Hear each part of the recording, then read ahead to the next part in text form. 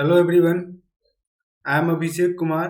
I welcome you all on Let's Crack 9th and the 10th CBSE. बच्चों अगर आप इस चैनल को सब्सक्राइब कर सकते हो let's crack 9th and the 10th CBSE को if you subscribe this channel फिर आपके पास एक अपॉर्चुनिटी बनती है to learn with the top educators of Unacademy platform. ठीक है, तो मैं आप लोगों को एक रिक्वेस्ट करूंगा कि please subscribe Unacademy by using the AKCBSE code and please subscribe our YouTube channel Let's Crack 9th and the 10th CBSE। आज का जो सेशन होने वाला है that will be the class 10th।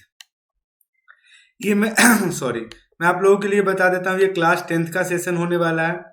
इसमें मैं आपको इंटायर क्विज करवाऊंगा on the geography and the history, और कल एक और क्विज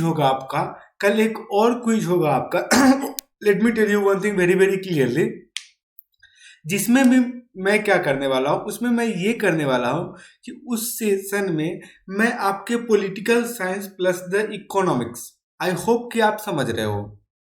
आज के सेशन में जो मतलब अभी का सेशन होने वाला है, इस सेशन में मैं ज्योग्राफी एंड सॉरी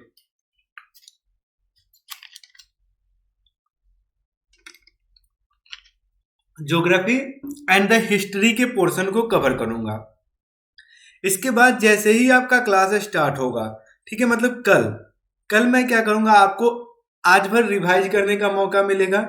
आज ज्योग्राफी एंड द हिस्ट्री, और उसके बाद मैं आपको इकोनॉमिक्स एंड द सिविक्स, और जिसको आपके लोग पॉलिटिकल साइंस के नाम से भी जानते हो, उसका क्विज करवाऊंगा। इज दैट क्लियर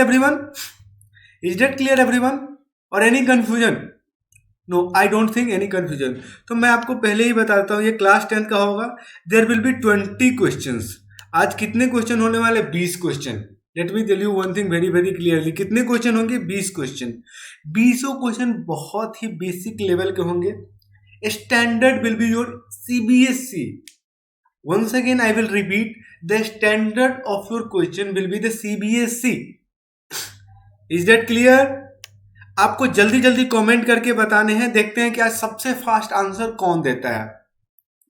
वही बात, all the possible question and answer with the help of the quiz questions. इनकी फ्रीक्वेंसी बहुत हाई होंगी, जिनको मैं आज डिस्कस करने वाला हूं।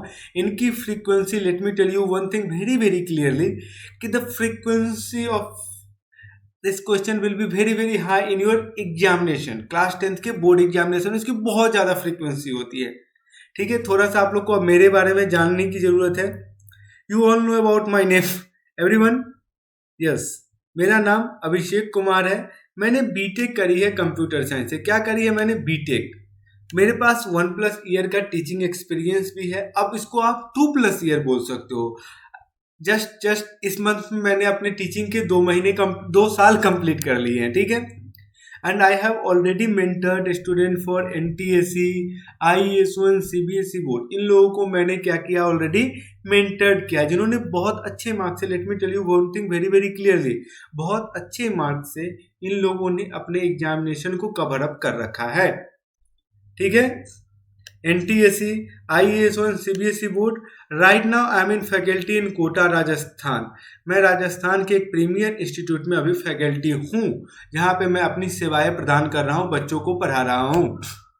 ठीक है, so here is my referral code. ये मेरा रेफरल कोड है। If you use the code referral code while taking the Unacademy subscription, you will get the 10% of the discount on every course। each and every course आपको 10% का discount मिलेगा जब भी आप AKCBSE code को डालते हो और बोलते हो yes I have a code of the AKCBSE, certainly Unacademy will give you the 10%। So देर किस बात की करो, just grab your opportunity as soon as possible. जल्दी से उसको ग्रैब करो ना। So let's put our thinking caps on your head and let's crack your CBSE examination with Unacademy platform and we are here to provide you full assistance। ठीक है, हम लोग आप यहाँ पे हैं, आपको पूरी की पूरी असिस्टेंस प्रोवाइड कराई जाएगी। ठीक है, अनअकैडमी के द्वारा। इज दैट क्लियर बच्चों और any confusion? Oh my God.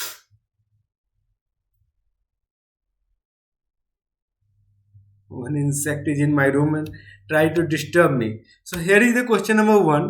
Returning from the exile। सबसे पहले मैं आपको एक चीज अनाउंसमेंट कर देता हूँ। I Abhishek Kumar, welcome to the Unacademy CBSE Class 9th and the 10th channel. CBSE 9th and the 10th channel पे मैं आप सबों का बहुत बहुत स्वागत करता हूँ। यहाँ पे आपको भारत के टॉप एजुकेटर्स पढ़ाएंगे, ठीक है, डेली ऑन दिस चैनल। तो subscribe now as soon as possible, जल्दी से आप लोग इसको सब्सक्राइब कर सकते हो। Is that clear everyone? Is that clear everyone? ये बताओ।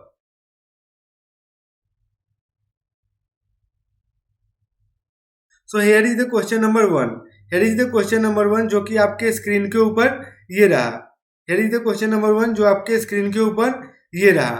Returning from the exile Giuseppe Mazzini formed a new organization called, your options are National Italy, B Young Italy, C United Italy, and the D Organized Italy. And your time starts now.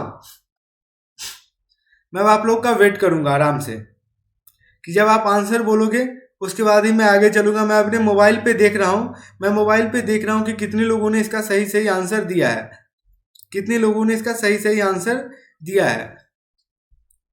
Your options are national Italy, young Italy, united Italy and the organised Italy. देखो Mazzini, आपको पता है ना इसको क्या बोलते हैं हम लोग? Giuseppe Mazzini जो इटली की यूनिफिकेशन में इसका बहुत ज्यादा हाथ था। स्वर्ड ऑफ द और द ब्रेन ऑफ द, इसको गैरिबल्डी को बोला जाता था, ठीक है। Giuseppe Mazzini formed a new organization called, whether this is the National Italy, Young Italy, United Italy or the Organized Italy. And my code is AKCBSE. You can use the code AKCBSE to get the 10% of the discount whenever you purchase the Unacademy subscription. I will highlight the code. And the code is AKCBSE. Let me say this clearly to you. The code is AKCBSE.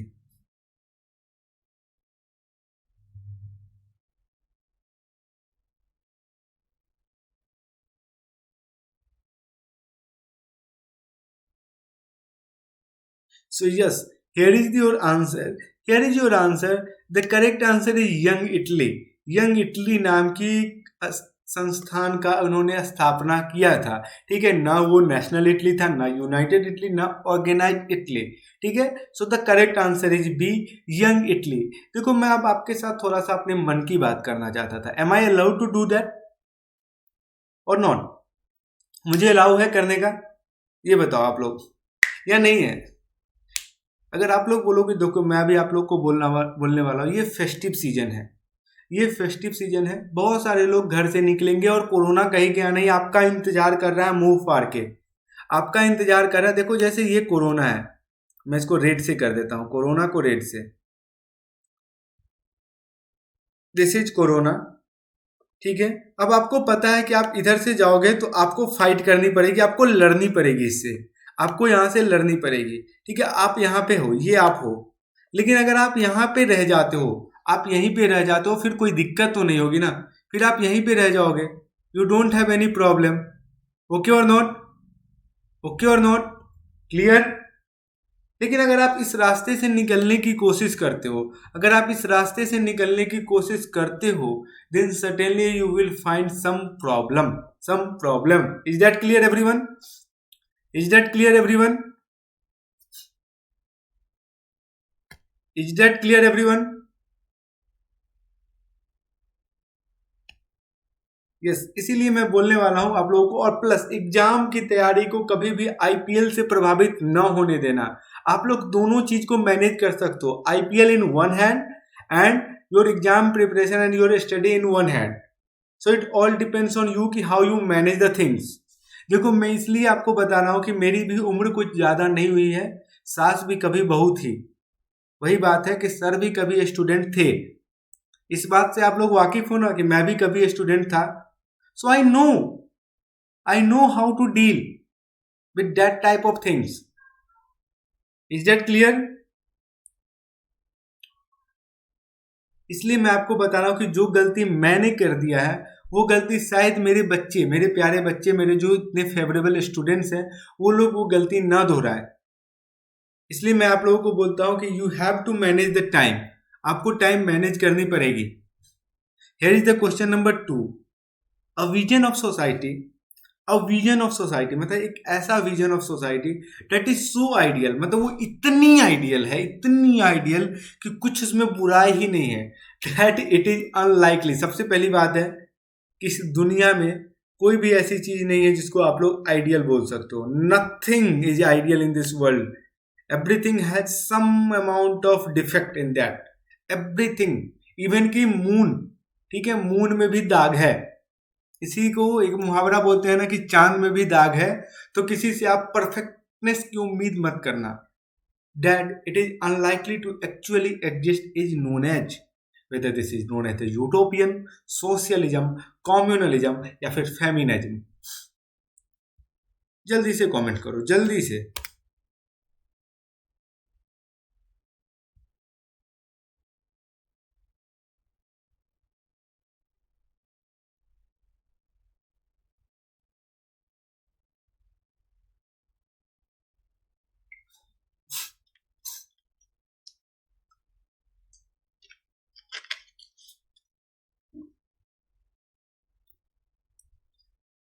पानी पीते रहो, मौसम change हो रहा है, ये भी बात है।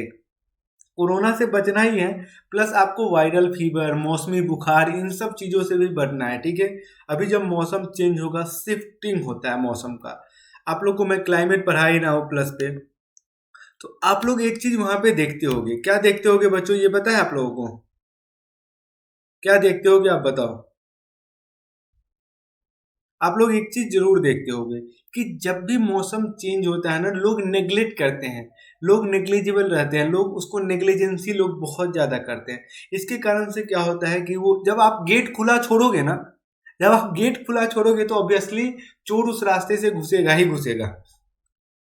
आप चोर को नहीं रोक सकते हो, क्योंकि चोर वो रास्ता अख्तियार कर लेगा। क्यों अख्तियार कर लेगा? क्योंकि वो तो बोलेगा कि सर आपने तो गेट खाली छोड़ दिया था, तो मैं क्यों नहीं जाऊंगा। Is that clear, everyone? Is that clear, everyone? And the my code is sorry. Answer is a utopian. A utopian is absolutely correct answer. A vision of society that is so ideal, मतलब इतनी ideal है कि जो unlikely, मतलब even, मतलब आप सोच सकते हो कि एक एजुकेटर मैथ भी पढ़ा दे, साइंस भी पढ़ा दे, केमिस्ट्री भी पढ़ा दे, फिजिक्स भी पढ़ा दे, बायोलॉजी भी पढ़ा दे, मैथ भी पढ़ा दे, social science, English, Hindi, Sanskrit, France, Farsi, Arabi, Farsi सब पढ़ा दे। तो ऐसा होता है क्या? नहीं, उसको बोलते हैं यूटोपियन। वो यूटोपियन है भाई, कहां से आया कोई पता नहीं, ऐसा हो ही नहीं सकता। This is absolutely not possible in this world, in this material world, I think. Is that clear everyone? Is that clear everyone? और एनी कंफ्यूजन? अगर आप लोगों को कुछ कंफ्यूजन हो तो वो भी बता सकते हो, सब कुछ ठीक है तो वो भी बता सकते हो। It all depends on you, ठीक है, it all depends on you. अगर कोई दिक्कत है तो बताओ, नहीं तो ये रहा मेरा question number 3। God save our noble king is the national anthem of, God save our noble king is the national anthem of which country?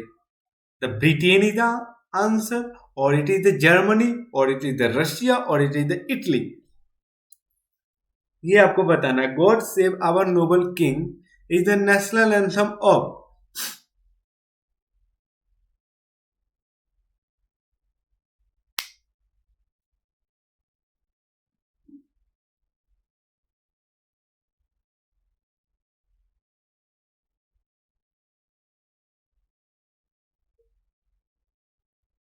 God save our noble king. जैसे हम लोगों का जनगण मन है नेशनल एंथम, इसी तरह से किसी एक कंट्री का है God save our noble king. अब वो कौन सा कंट्री है? ब्रिटेन है, जर्मनी है, रसिया है, या फिर इटली है? चलो मैं इतना हिंट दे देता हूँ कि ये नेशनलिज्म इन यूरोप का ही क्वेश्चन है। नेशनलिज्म इन यूरोप का ही ये क्वेश्चन है, कोई और चैप्टर से मैंने इसको ऊपर से नहीं उठा के लाया है। ये भी बात जान जाओ, मैंने कहीं और से उठा के नहीं लाया है।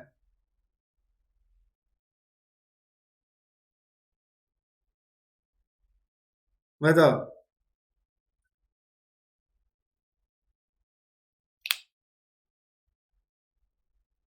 God save our noble king is the national anthem of Britain, Germany, Russia या फिर इटली?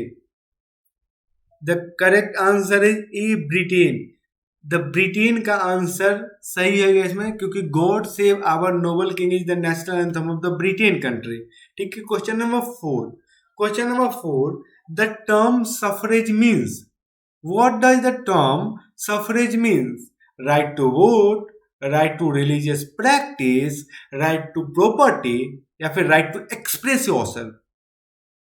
मतलब एक टर्म है सफरेज, जैसे एक टर्म होता है ना, बहुत तरह का टर्म है, सोशलिज्म, कम्युनलिज्म, उसी तरह से एक टर्म है suffrage.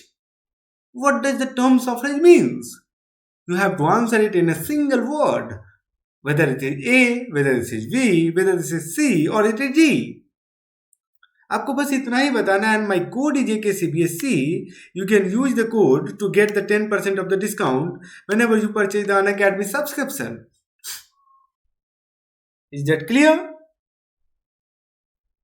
So the term suffrage means what?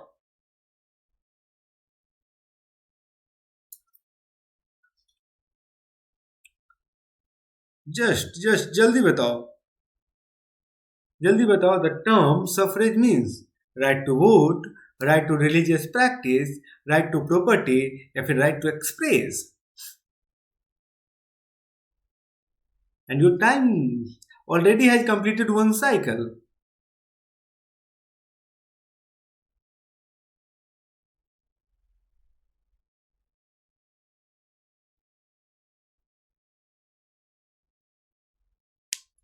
The term suffrage means what? Right to vote, right to religious practice, right to property, या फिर right to express.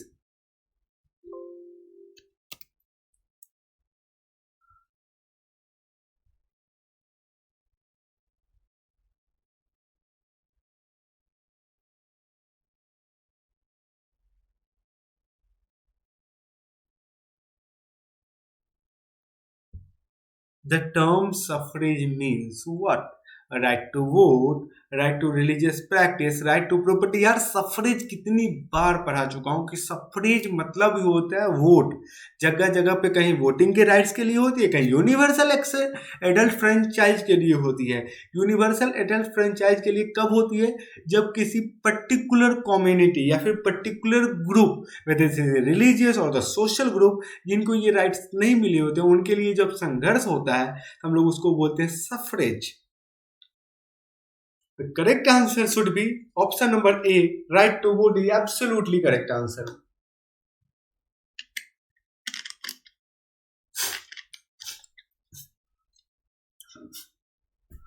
So, option number A, right to vote is absolutely correct answer. Till now, anyone having any confusion?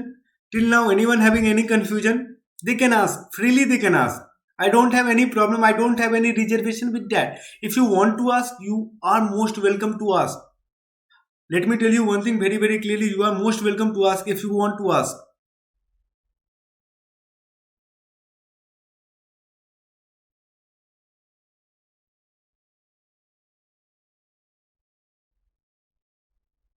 The term suffrage means what? Right to vote, right to religious practice, right to property, या फिर right to express. So the correct answer A, right to vote is absolutely correct answer. Right to vote. ठीक है? Question number 5. The Congress Socialist Party was formed in the year.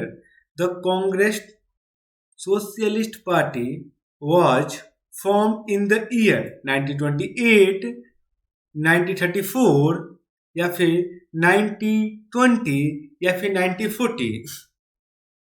The Congress Socialist Party was formed in the year.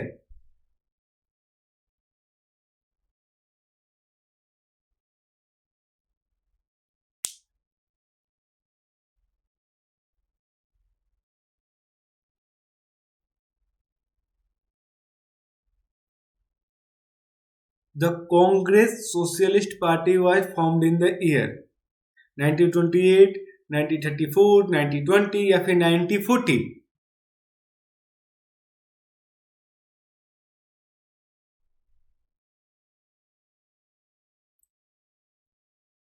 The correct answer is A, 1928 is absolutely correct answer. 1928 is absolutely correct answer.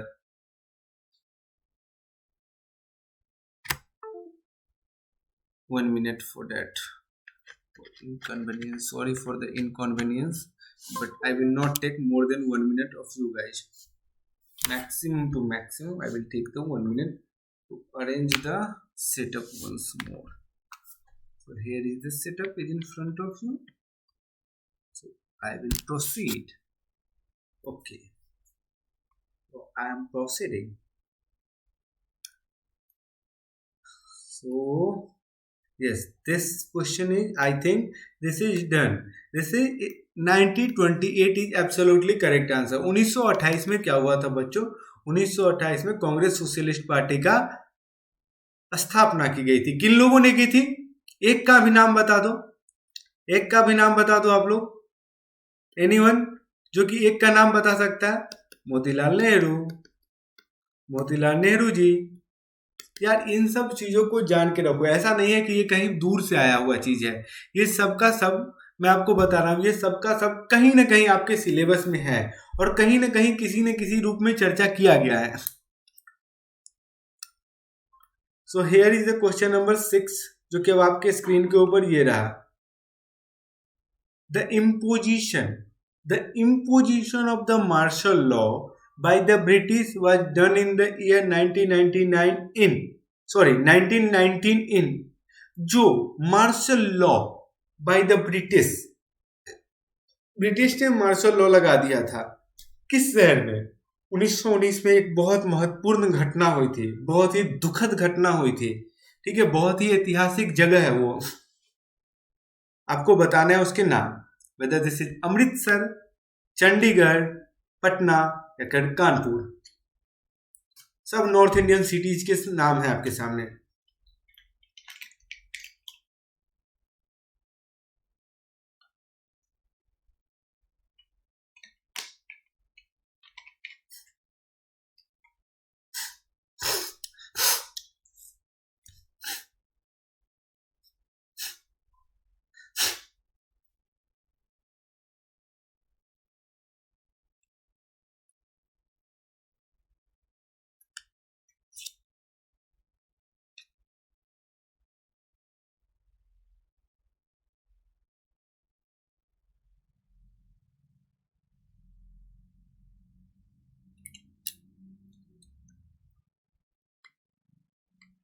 The imposition of the martial law by the British was done in the year 1999. मतलब 1919 in Amritsar, Chandigarh, Patna या फिर Kanpur. The correct answer A Amritsar is absolutely correct answer. ये अमृतसर के पास ही ना जालियांवाला बाग हत्याकांड है. जालियांवाला बाग हत्याकांड यही हुआ था ना. तो ऑब्वियसली मार्शल लॉ वहीं अगेंस्ट में लगा दिया था. बैसाखी का दिन था, लोग उसके प्रोटेस्ट में बाहर निकले थे और इसके कारण जनरल डायर ने क्या किया आप लोगों को पता ही है. और इसके कारण से इसके बाद कौन सी कमीशन बनी थी, इन सब चीजों के बारे में आपको पढ़ना पड़ेगा. हंटर कमीशन ने क्या किया था इसकी बताओ. हंटर कमीशन ने क्या किया था? हंटर कमीशन ने जनरल डायर को क्लीन चिट दे दिया था. क्यों क्लीन चिट? हंटर कमीशन ने बोला कि जो किया जनरल डायर ने सही किया. क्लीन चिट मतलब पाक साफ कर देना, मतलब उसने कोई गलती नहीं की है. सो इन सब चीजों को थोड़ा सा जानते रहो आप लोग. बाहरी चीजों को कनेक्ट करके पढ़ने की कोशिश करोगे, सब चीज पता चल जाएगा. कोई दिक्कत नहीं होने वाला है. Let me tell you one thing very very clearly. Is that clear? Is that clear everyone?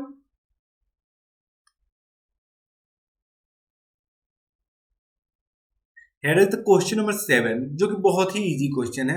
उसके पहले एक बार मैं फिर से आप लोगों को याद करा देना चाहता हूं कि मंथ का एंड है. जल्दी से आप लोग अनअकैडमी का सब्सक्रिप्शन ले लो to enjoy the full Unacademy advantage. ठीक है, क्रिएटिव कॉर्नर सब बिल्कुल फ्री मिलते हैं इसके साथ. क्वेश्चन नंबर 7, द हरिजन्स मतलब the Harijans was a term used by the Gandhi ji to address Dalit and it meant what? उसका मतलब क्या था? Local children, powerful children, children of God या फिर native children. What does the term Harijan means? Actual में जो हरिजन का मतलब क्या होता है ये आपको बताने हैं.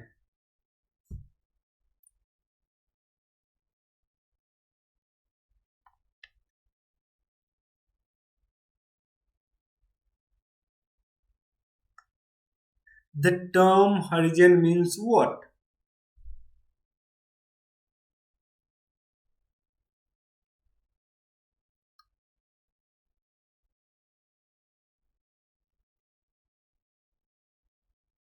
This is the last cycle. इसके बाद मैं जल्दी से यहाँ पे आंसर आपको बता के नेक्स्ट क्वेश्चन पे प्रोसीड करूंगा।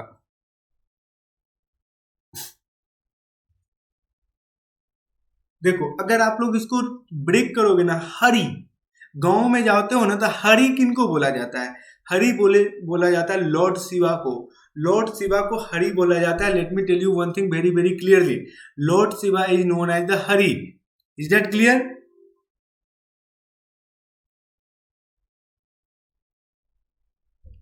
Is that clear everyone? Lord Shiva is known as the Hari.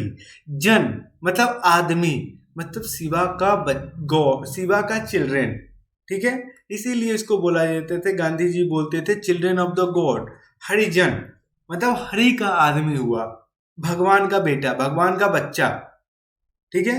Is that clear? इनको आप लोग रिलेट करते करते पढ़ो तो हरिजन यही होता है, हरिजन का मतलब। हरिजन was a term, Gandhi ji हमेशा चाहते थे कि हरिजन को भी यूनाइट करके रखना है। जो भी हरिजन सोसाइटी के लोग थे उनको भी अपने साथ यूनाइट करके रखना है फ्रीडम स्ट्रगल में, क्योंकि यूनिटी में स्ट्रेंथ होती है। और वो चाहते थे कि सब लोग यूनाइटेड रहे, वेदर हरिजन, हिंदू, मुस्लिम और anyone in the society. Gandhi ji always wanted to organise themself. Am I clear about the idea of the Gandhiji or not? Am I clear? The Harijan was a term used by the Gandhiji to address the Dalits and its meant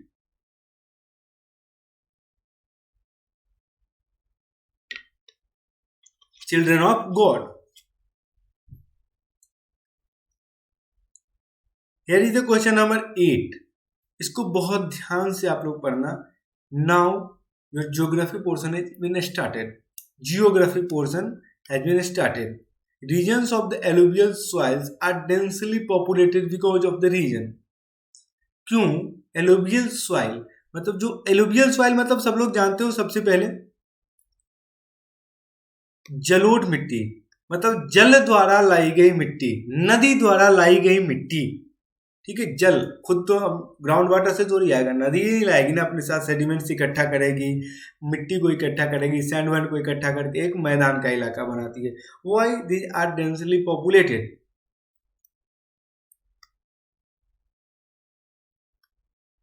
इसके reason है क्या? Vast mineral reserves are found here, या land can be left fallow here, या फिर due to high fertility this area are highly cultivated, या फिर main occupation of the people is fishing and there are several rivers here. Sorry, अब आपको ये बताना है reasons of the alluvial soil are densely populated because of.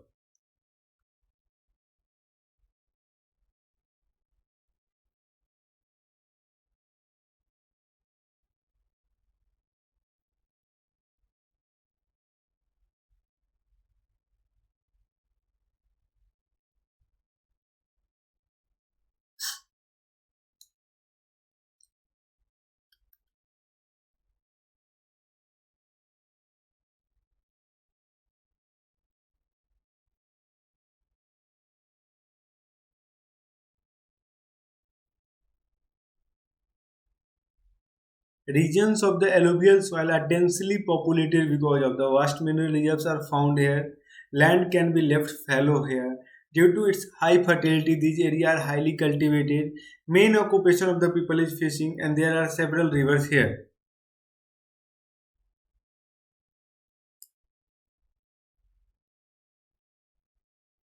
Yes, absolutely correct answer. Due to high fertility, these areas are highly cultivated. ठीक है, मतलब high fertility होती है। क्या होती है? बहुत ज़्यादा फर्टिलिटी, मतलब जो मैक्सिमम आप बोल सकते हो कल्टीवेशन होती है ना, इसी एरिया में होती है। चाहे आप वीट ले लो या फिर राइस ले लो, जो टू मेजर क्रॉप्स है, या शुगर केन ही ले लो, ठीक है। एवरीथिंग, जो major crops of the India are cultivated largely in this area. आप बताओ, भारत एक कृषि प्रधान देश है, जिस एरिया में कृषि की उन्नति होगी, क्या वहां पे पब्लिक ज्यादा रहेंगे या नहीं रहेंगे, क्योंकि सबसे ज्यादा रोजगार प्राइमरी सेक्टर में मिलता है। Primary sector is also known as agriculture sector. So agriculture sector में के रिलेटेड लोग बहुत ज्यादा इस देश में है।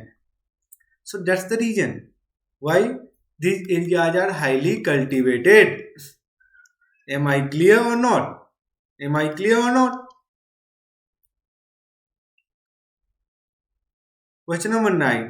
The red soil appears red due to the presence of. Your time starts now. टिक टिक महाराज चल चुकी है।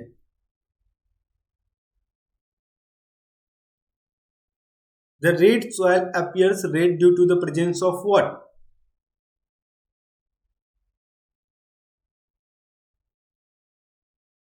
पोटास, आयरन, फॉस्फोरस या फिर ह्यूमस।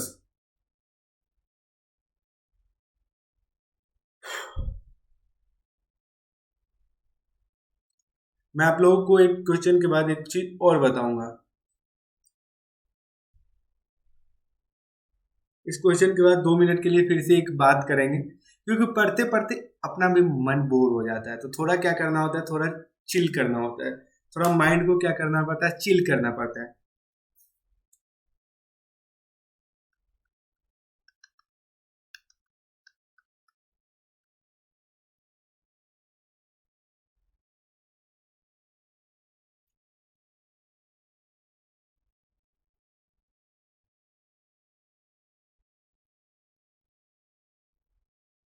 देखो अब मैं आपको बताता हूँ। Red soil appears red due to the presence of potash, iron, phosphorus या फिर ह्यूमस। इसका आंसर सबसे पहले ले लो। The correct answer is B, iron is absolutely correct answer. Iron के प्रेजेंस होने के कारण क्या होता है, ये रेड दिखता है। अब येलो क्यों दिखता है, why this is yellow?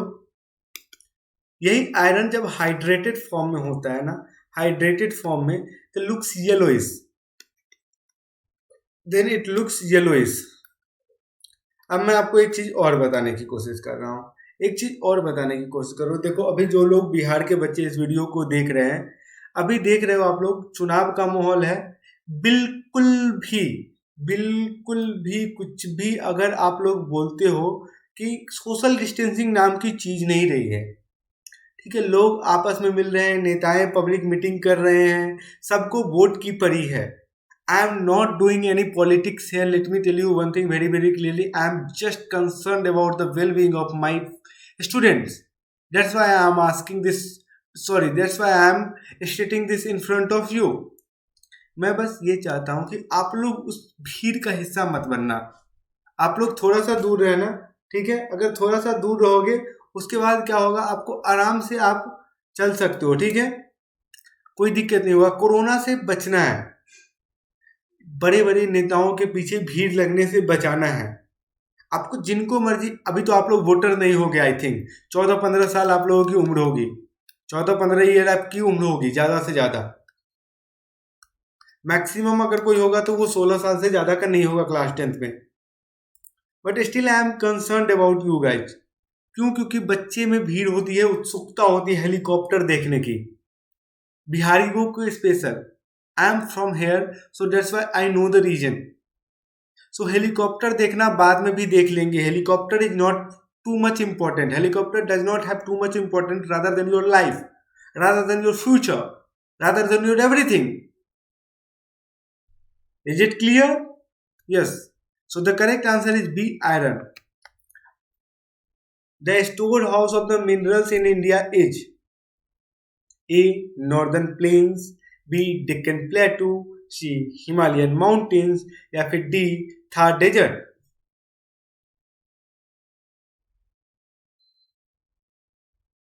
The storehouse of the minerals in India is Northern Plains, Deccan Plateau, Himalayan Mountains, Thar Desert। और देखो एक चीज इसके बाद और बताऊंगा।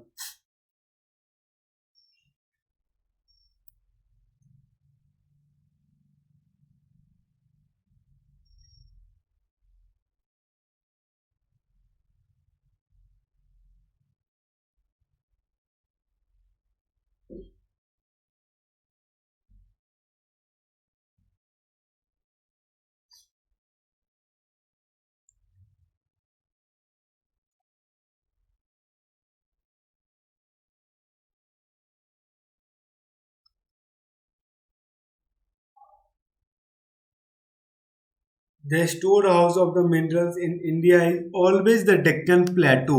Deccan Plateau, ठीक है, को बोला जाता है, ये जो ट्रायंगुलर पार्ट है आपका, इसको बोला जाता है store house of the mineral resource. मतलब बहुत ही एक्सटेंसिवली, बहुत ही वास्ट रिसोर्स यहाँ पे प्रेजेंट है, whether this is coal, iron, everything is there in the Deccan plateau regions. ठीक है, नॉर्दर्न प्लेन्स एग्रीकल्चर के लिए इंपॉर्टेंस है, Himalayan mountains tourism and the perennial water flow के लिए इंपॉर्टेंट है। थार डेजर्ट आप जान सकते हो कि कौन से ट्री के लिए, आप खजूर उजूर के पेड़ के लिए, डेट वुड के लिए ये बहुत ज़्यादा इंपॉर्टेंट है। मैं सब चीज़ को समझा दिया आपको कि कौन सा रीजन किस चीज़ के लिए इंपॉर्टेंट है।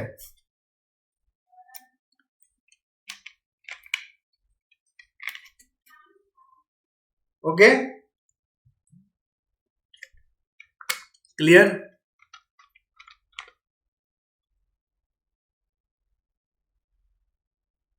क्लियर और not?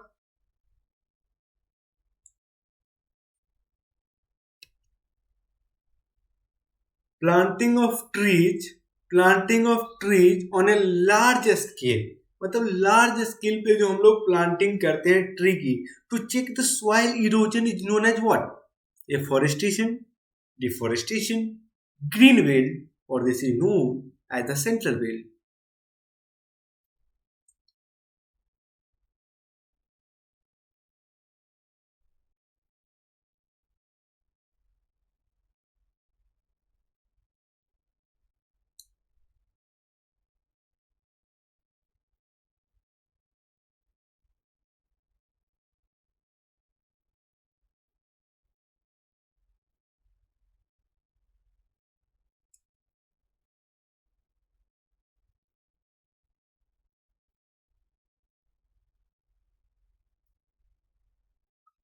Planting of trees on a large scale to check the soil erosion is known as afforestation, deforestation, green belt या फिर shelter belt।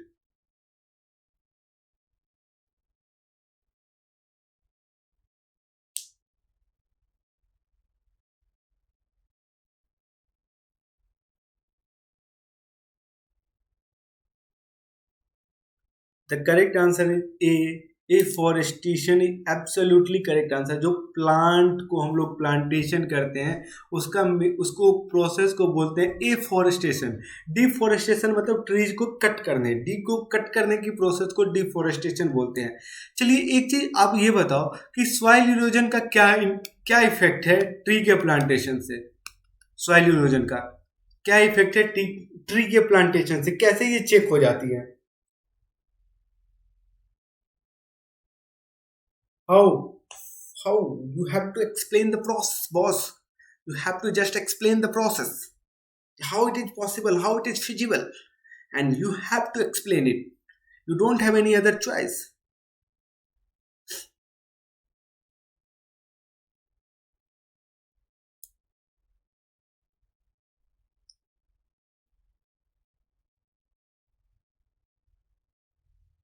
देखो मैं बताता हूँ, सॉइल की जो रूट्स होती है ना वो बहुत दूर दूर तक गई होती है, तो जो रूट्स होती है ना उनके, वो क्या करते हैं, इंटैक्ट करके रखते हैं इसको।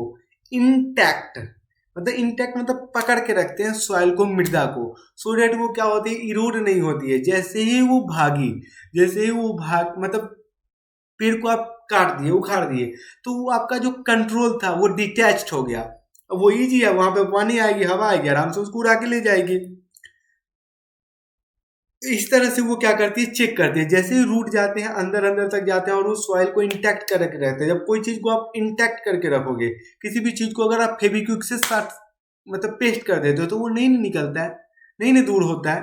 लेकिन वही पेपर आपका बुक फटा हुआ है तो ऑब्वियसली हवा आएगी उसको उड़ा देगी। लेकिन बुक आपका अच्छे से बाइंड अप है, तो क्या बुक का पेज उड़ सकता है क्या? बुक का पेज उड़ सकता है क्या?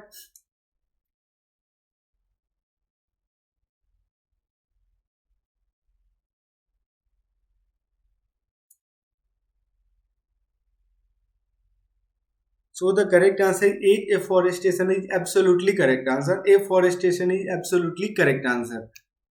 Question number 2. India's national territorial water limit extension extends up to. Bharat की जो टेरिटोरियल वाटर है, जितनी इसकी टेरिटोरियल वाटर है, limit extension extends up to some extent होगा, whether this is 10 nautical miles, 12 nautical mile, 11 nautical mile या फिर 15 nautical miles.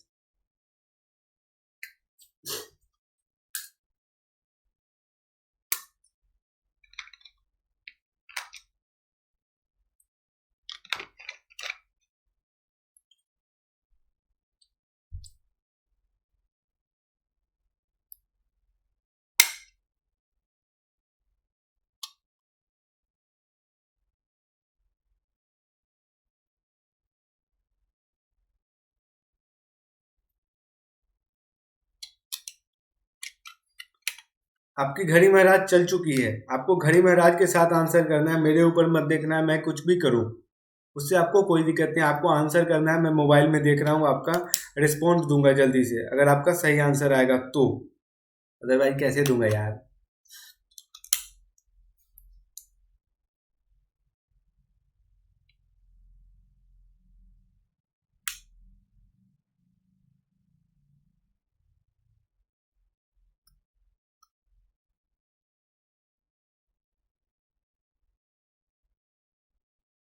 India's national territorial limit extension extends up to B 12 nautical mile is absolutely correct answer। 12 nautical mile तक भारत की क्या है, राष्ट्रीय सीमा रेखा है पानी की, टेरिटोरियल वाटर लिमिट एक्सटेंशन है। Is that clear? Not the 10 nautical mile, not the 11 nautical mile, not the 15 nautical mile, only 12 nautical mile, this is the fix। Here is the question number 13 is in front of you।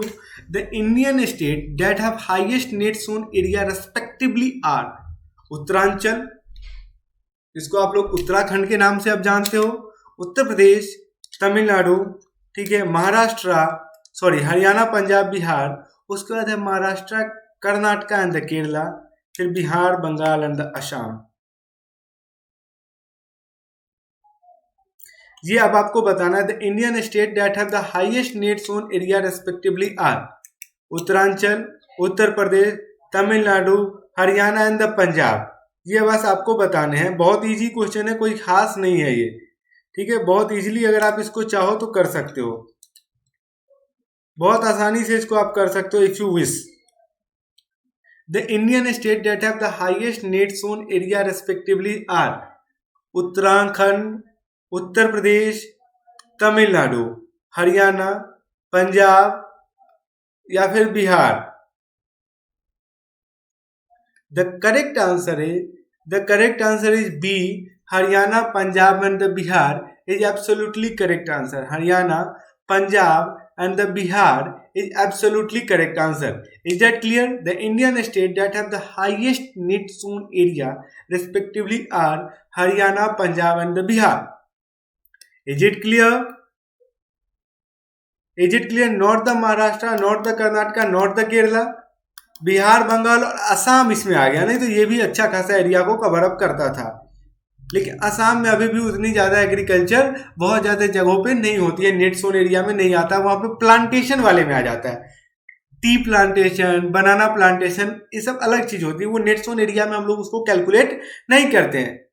सब लोग जानते होंगे, I think, I hope कि सब लोग इस बात को जानते होंगे कि we will not consider the plantation under the net zone area.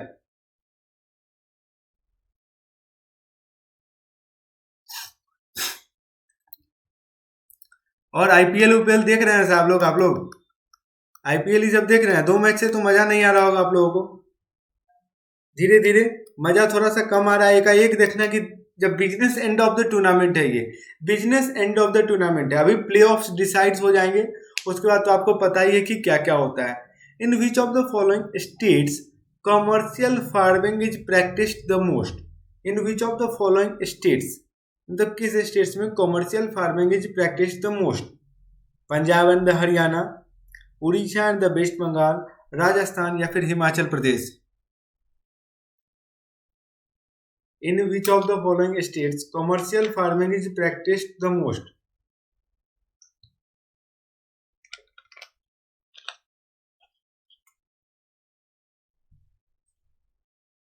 Punjab and Haryana, Orissa and the waste Bengal, Rajasthan या फिर Himachal Pradesh?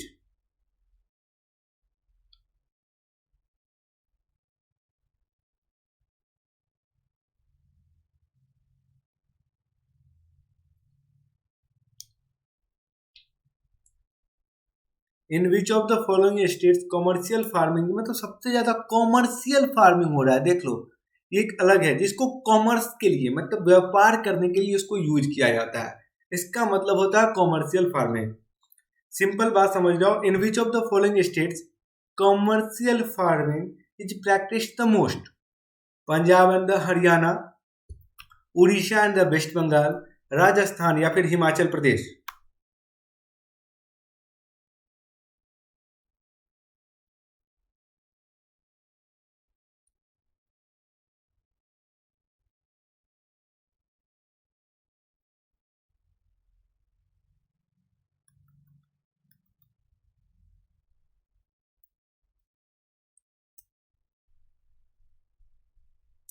The correct answer is A, Punjab and Haryana में सबसे ज्यादा कॉमर्शियल फार्मिंग को प्रैक्टिस की जाती है।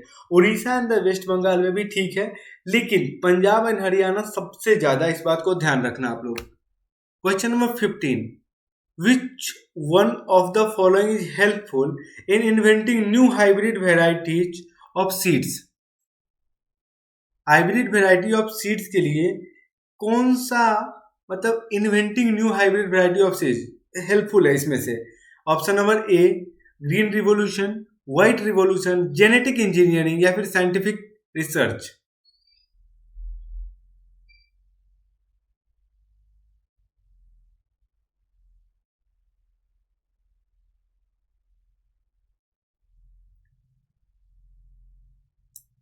Which one of the following is helpful in inventing new hybrid varieties of seeds?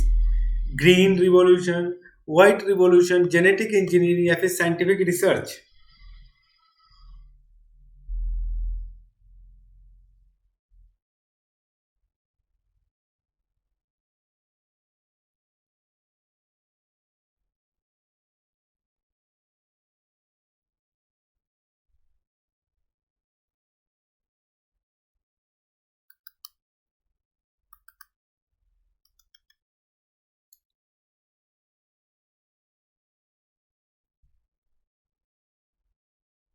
The correct answer is C. Genetic engineering is absolutely correct answer. C.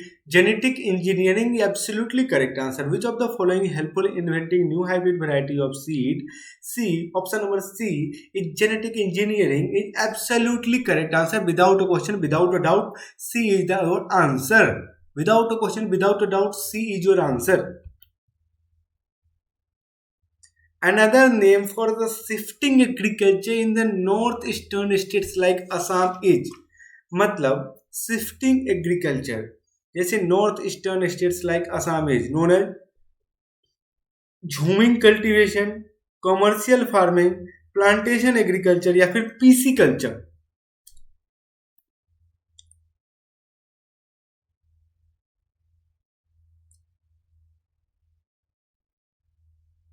Another name for the shifting agriculture in northeastern states like Assam is jhuming, commercial, plantation या फिर PC culture?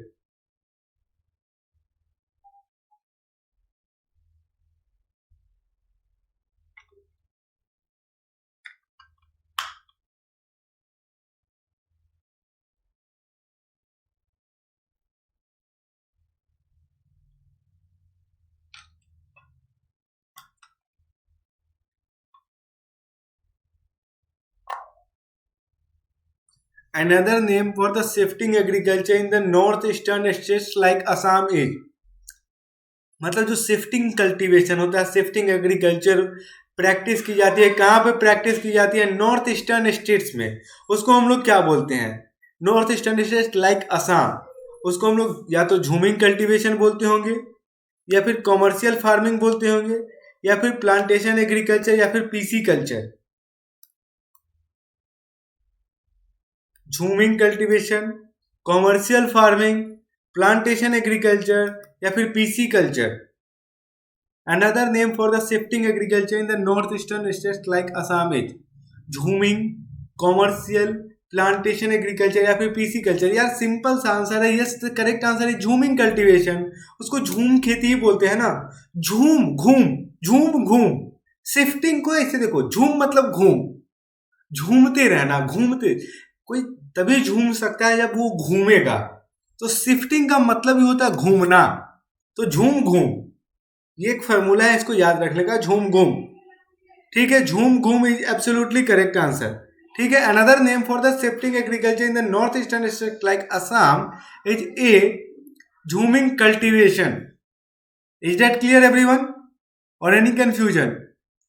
Clear और any confusion? अगर किसी को कुछ भी problem हो, कुछ तकलीफ हो, कुछ समस्या हो, तो आप लोग बता सकते हो। अगर आपको कोई भी समस्या हो तो let me tell you one thing very very clearly, if you are having any problem please please explain, please explain if you are having any problem. Which one of the following announced by the government in support of a crop? मतलब crop किसान लगाते हैं, ठीक है, सबको पता है कि किसान क्रॉप का प्लांटेशन करते हैं। अगर इमेजिन करो कि बहुत ज्यादा प्राइस हो गई, बहुत ज्यादा फसल हो गई, बहुत ज्यादा फसल हो गई, लेने वाले कम है, तो ऑब्वियसली बात है कि प्राइस तो डिक्रीज हो जाएगी, फिर हमारे अन्नदाता तो परेशान हो जाएंगे। अन्नदाता को तो कोई फसल लेने वाला नहीं होगा, या उनका जो उत्पाद होगा, उनका जो प्रोड्यूस होगा बहुत सस्ते दामों पे बिकेगा ना, उसको हम लोग क्या बोलते हैं? उसको हम लोग क्या बोलते हैं? उसको हम लोग या तो बोलते होंगे maximum support price, minimum support price, moderate support price, या फिर इन्फ्लुएंशियल सपोर्ट प्राइस।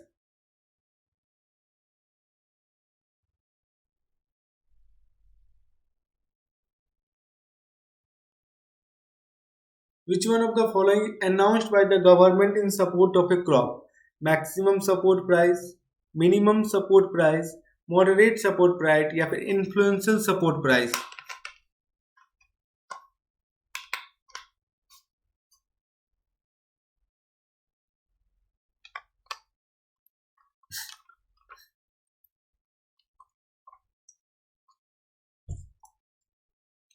देखो ये मैं बता रहा हूँ, बहुत इजी क्वेश्चन है। Let me tell you one thing very very clearly, this is known as the minimum support price. इसलिए कि चाहे कुछ भी दाम हो, दाम भले ही मार्केट का दाम हो 50 रुपया पर क्विंटल, लेकिन अगर सरकार ने फिक्स करके रख दी है कि 1000 रुपया प्रति क्विंटल वो गेहूं का खरीद करेगी, तो चाहे जितना भी प्राइस क्रैश कर जाए, it does not matter at all. वो क्या करेगी, वो आराम से, वो आराम से 1000 रुपये प्रति क्विंटल सरकार को अपने फसल का उत्पाद बेच सकती है। उसमें उसको कोई भी बंदा, कोई भी सरकार भी नहीं रोक सकती, क्योंकि सरकार ने उसको पहले ही अनाउंस कर रखा है कि चाहे जो फसल हो जाए मैं आपको वो प्रोवाइड करूंगा। Here is the question number 18, which one of the following ये लेगुमिनस क्रॉप? इसमें से कौन सा लेगुमिनस क्रॉप है? पल्सेस, मिलेट्स, ज्वार, या फिर सेसमम? लेगुमिनस क्रॉप जो प्लांट के जो सॉइल के किस में काम आते हैं? सॉइल को नाइट्रोजन फिक्सेशन में हेल्पफुल होते हैं, और सॉइल की जो फर्टिलिटी लेवल होता है उसको इंक्रीज करने में मदद करती है। So what's the name of the leguminous crop?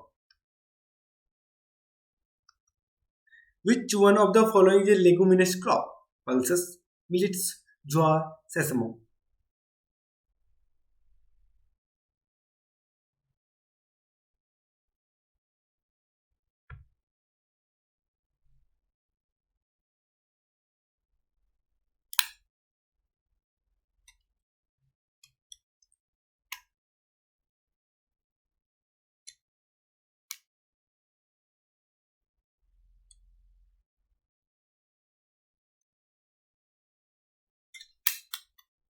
The correct answer is A. Pulses is absolutely correct answer. Pulses मतलब दाल क्या होती है? दाल इज ए लेगुमिनस क्रॉप। जो पल्सेस होती है वो लेगुमिनस क्रॉप्स होती है। Question number 19, which one of the following the main rabi crop of the Punjab? जो मेन रबी क्रॉप है पंजाब का, वो राइस है, वो मेज है, वो व्हीट है, या फिर ग्राउंडनट है? Which of the following the main rabi crop of the Punjab? Main, सबसे important rabi crop, main rabi crop of the Punjab.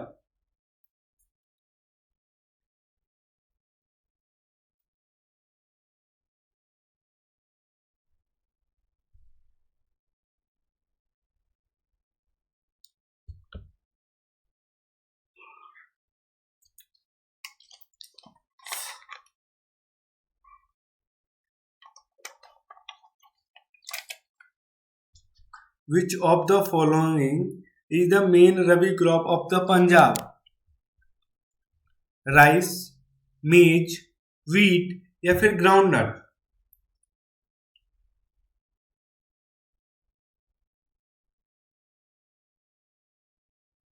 The correct answer is absolutely correct answer is wheat. सबसे ज्यादा जो रबी क्रॉप पंजाब या हरियाणा में होती है वो गेहूं की फसल है, जिसको अंग्रेजी अनुवाद वीट होता है।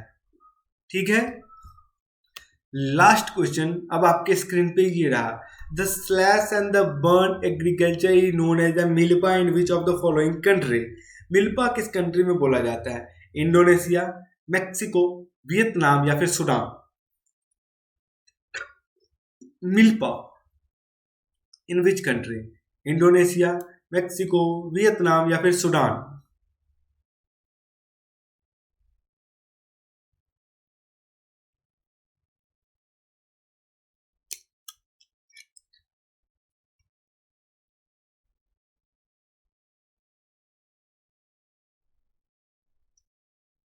The correct answer is B, Mexico. Mexico में क्या बोला जाता है? इसको मिल्पा बोला जाता है। यस, आई होप कि आपको चीजें समझ में आई होंगी और मैंने बहुत अच्छे से एक एक क्वेश्चन को समझाने की कोशिश भी करी, so that you can learn it very very easily and very very efficiently. And I will just recap in a second कि इस सेशन में मैंने आपको क्या क्या पढ़ाया। We have learn the concept of the history and the geography. History और geography का ये क्विज था। With the help of the quiz question that would be helpful for NTSC and your CBSE, specially this is for your CBSE specially. And once again my code is AKCBSE। अगर आप लोग इस code को use करते हो, referral code आपको 10% का discount मिलेगा जब भी आप अनअकैडमी को सब्सक्राइब करते हो by using the code AKCBSE। Obviously you will get the 10% of the discount whenever you purchase the Unacademy subscription. उसके बाद you can ask me anything. If you are having any doubt you can ask me anything. Anyone having any problem, any confusion? ठीक है, मैं अपने referral code के बारे में आपको बार बार बता रहा हूं। The referral code is AKCBSE। ठीक है, उसके बाद देखो अनअकैडमी पे एक क्विज का फीचर भी आया है जिसमें लाइव कोड आपको प्रोवाइड कराई जाती है। लाइव कोड यहाँ पे आपको मिलेंगे। लाइव कोड को आप जरिए आप क्लासेस को एक्सेस कर सकते हो। सो लाइव क्विज के लिए जल्दी से आप लोग क्या करो, हमारे अनअकैडमी लर्निंग ऐप को डाउनलोड करो, रजिस्टर करो, फिर उसके बाद आपको जो भी प्रोसेस बताए जाएंगे उसको आप लोग यूज करोगे तो certainly you will able to use it. ठीक है, सो आज का ये अपना लर्निंग कर्व रहा। AKCBSE is my code, you can use the code to get the 10% of the discount.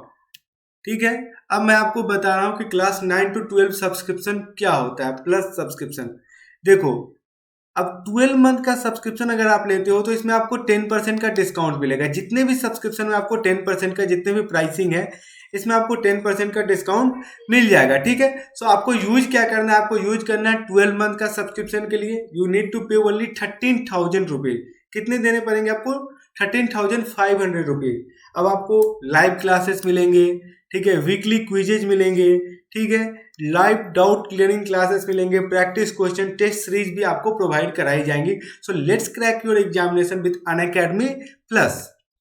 इसमें क्रिएटिव कॉर्नर्स आपको बिल्कुल फ्री मिलते हैं। Let me tell you one thing very very clearly.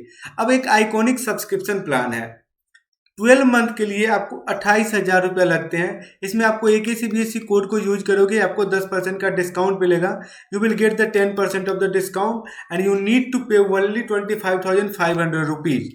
Okay, so this is the, ये आपके पास list है जिसमें आपको क्या बताया जा रहा है? आपको बताया जा रहा है क्रिएटिव कॉर्नर्स के बारे में। आपको पर्सनालिटी डेवलपमेंट की पूरी क्लास कराई जाएगी। ठीक है, डाउनलोड करो अनअकैडमी लर्निंग ऐप को, रजिस्टर करो, पढ़ाई करो। ठीक है, अब आपको क्या करना है? हमारे यूट्यूब चैनल को सब्सक्राइब करना है, लाइक करना है और नोटिफिकेशन को ऑन कर देना है to get the regular updates. ठीक है, हमारे ऑनगोइंग बैच को भी आप ज्वाइन कर सकते हो और जो अपकमिंग बैच है उनको भी। Thanks everyone for watching this video. Thank you and the good night. ठीक है, टेक केयर।